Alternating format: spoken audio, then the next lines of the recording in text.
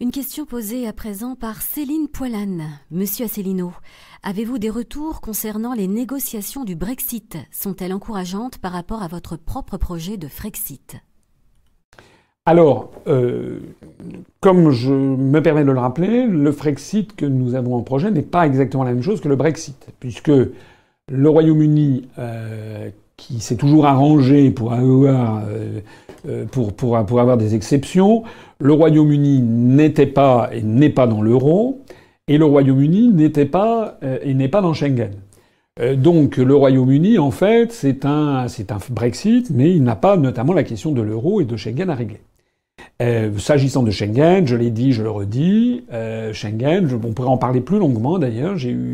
Aujourd'hui, j'ai répondu à quelqu'un sur Internet, là, il y avait une question là-dessus. La question de Schengen mériterait peut-être une question spécifique sur ce sujet. C'est quand même quelque chose de très disjoint de la question de la participation à l'Union européenne, puisque je rappelle qu'il y a des États qui sont dans Schengen et qui ne sont pas dans l'UE. C'est le cas de la Suisse, de l'Islande ou de la Norvège. Et réciproquement, des États de l'UE qui ne sont pas dans Schengen, c'est le cas du Royaume-Uni et de l'Irlande. Nous, ce qui diffère également du Royaume-Uni, c'est que nous voulons également sortir la France de l'OTAN. Alors que le gouvernement de Mme May et les Britanniques ne veulent pas du tout sortir de l'OTAN. Donc, on a des points communs, on a aussi des points de divergence. Ce qui est en train de se passer, en tout cas, c'est que les choses se passent globalement, ça devrait se passer bien, mais c'est la Commission européenne qui, notamment sous la houlette de M. Michel Barnier, qui est un Français, qui a été chargé spécifiquement de mener ces négociations. Enfin bon, M. Barnier, je pense qu'il supervise l'exécution. Je pense qu'il a affaire avec lui. Il doit y avoir quelques roquets à la Commission européenne qui essaie de trouver tout ce qui peut nuire à la Grande-Bretagne. Alors tout ceci, si vous avez suivi l'actualité, il y a eu un déjeuner au 10 Downing Street, à la résidence du Premier ministre à Londres, il y a une quinzaine de jours, où Madame Theresa May, la première ministre britannique, a reçu M. Juncker. Et semble-t-il que ce déjeuner ne s'est pas passé très très bien, puisque M. Juncker, entre deux verres de whisky comme à son habitude, donc ça n'était pas fait pour arranger les choses, a semble-t-il fait preuve d'une morgue tout à fait exceptionnelle face aux demandes de Madame Theresa May.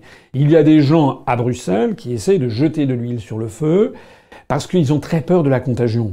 Donc ils veulent faire croire aux autres peuples d'Europe, notamment aux Français, mais pas seulement, aux Tchèques, aux Néerlandais, aux Autrichiens, aux Polonais, aux Grecs, aux Finlandais, tous ces peuples qui ont envie de sortir de l'Union européenne. Il est très important qu'ils leur fassent croire que ça se passe très très mal avec le Royaume-Uni. Mais pour l'instant, très concrètement, à part le fait qu'il y a eu une prise de bec, notamment par médias interposés, il s'est passé quoi? Il s'est passé que la situation au Royaume-Uni ne cesse de s'améliorer. Le chômage est quasiment, je crois, au plus bas depuis des années et des années. La croissance a redémarré. En termes macroéconomiques, tout va très bien. Et il y a eu un sondage qui a été fait au Royaume-Uni. Alors ça vaut ce que ça vaut. Il paraît qu'au Royaume-Uni, maintenant, il y a, je crois, 65 ou 67%, les 2 tiers des Britanniques, qui veulent maintenant que le Brexit aille jusqu'au bout.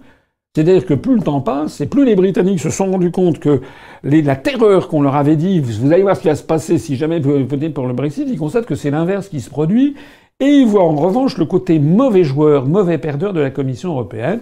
Donc pour l'instant, je crois que les choses se passent bien du point de vue macroéconomique, mal du point de vue politique, puisque la Commission européenne essaye de pousser le bouchon très loin, en exigeant des sommes faramineuses, en menaçant à droite et à gauche. Ça n'aura qu'un temps, parce que là-dedans, c'est je te tiens, tu me tiens par la barbichette. Hein. C'est très important à comprendre.